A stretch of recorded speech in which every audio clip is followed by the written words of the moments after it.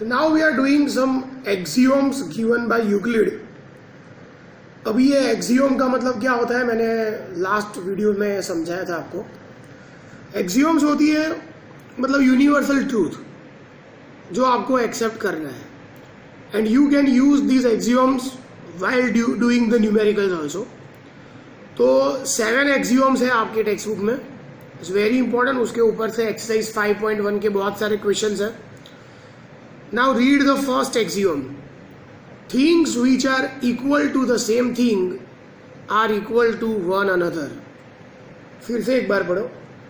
Things which are equal to same things are equal to one another. अभी इसका meaning क्या होता है ये देखो. तो समझो कि let A is equal to B है and A is equal to C है.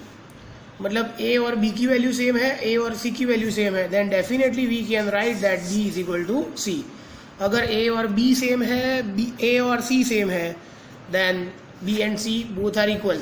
तो फिर से पढ़ो क्या लिखा है. Things which are equal to same thing, मतलब B A के जैसा है, C भी A के जैसा है, मतलब ये दोनों थिंग सेम थिंग के साथ इक्वल है, ऐसा लिखा है. If the things which are equal to same thing then they are equal to one another.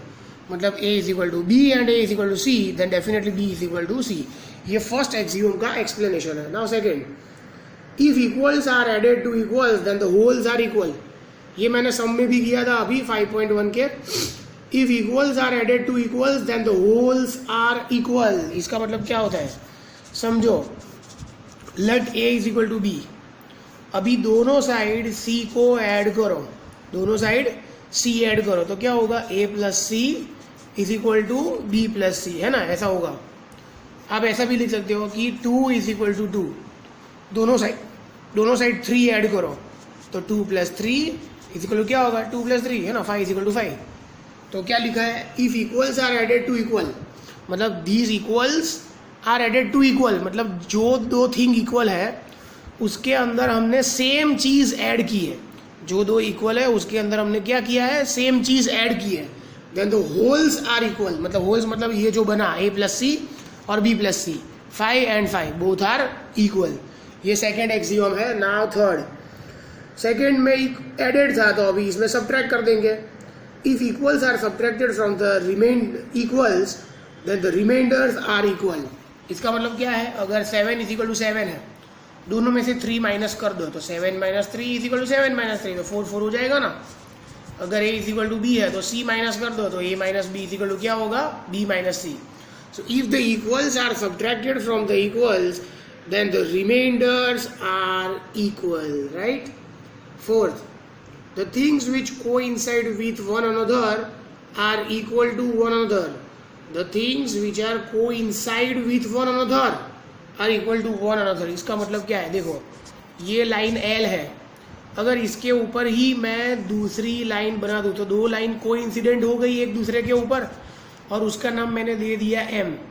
मैंने पहले एक लाइन बनाई L, उसके ऊपर ही मैंने दूसरी लाइन ड्रॉ कर दी M, तो L और M दोनों कैसी हो जाएगी, same. Things which coincide with one another are equal to one another, मतलब यहाँ पे L और M दोनों एक दूसरे के ऊपर क्या हो रही है, coincide, so both are same. Fifth point, the whole is greater than the part. The whole is greater than its part. तो समझो 12, उसके दो पार्ट है समझो 3 एंड 4, राइट. क्योंकि ये दो पार्ट का मल्टीप्लाई करोगे तो 12 आ जाएगा. तो 12 उसके एक पार्ट 3 से बड़ा है, 12 उसके एक पार्ट 4 से भी बड़ा है, right. So the whole is greater than its part, right? The whole is greater than its part. समझो आपके पास एक चॉकलेट है, राइट. एक चॉकलेट आपने उसके 3 पीसीस कर दिए, 1 2 और 3, तो ये चॉकलेट हो गई होल, और ये 3 इसके पार्ट है, तो ये होल चॉकलेट इन तीनों पार्ट से कैसी हो जाएगी, बड़ी हो जाएगी, राइट. तो फिफ्थ पॉइंट ये है, the whole is greater than its part. First point कौन सा था. The things which are equal to the same thing are equal to one another. Second point addition वाला, थर्ड पॉइंट सब्ट्रैक्शन वाला, fourth point coincide वाला, fifth point whole is greater than its part. उसके ऊपर से सम भी है, fifth के ऊपर से सम भी है.